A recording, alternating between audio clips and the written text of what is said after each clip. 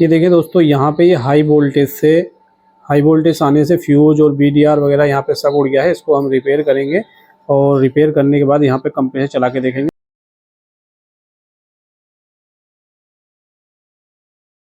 यहाँ पे हमने इसको रिपेयर कर दिया। अब यहाँ पे जो है 220 वोल्टेज लगा के यहाँ पे पीसीबी ऑन हो गई है। बटन दबा के हम इसको स्टार्ट करते हैं और ये देखें कंप्रेसर का झटका मारा और यहाँ पे चल गया है। यहाँ पे अच्छी तरीके से वर्किंग जो है करने लगा है हमारा। ये पूरी पीसीबी जो है हमारी ओके हो चुकी है दोस्तों।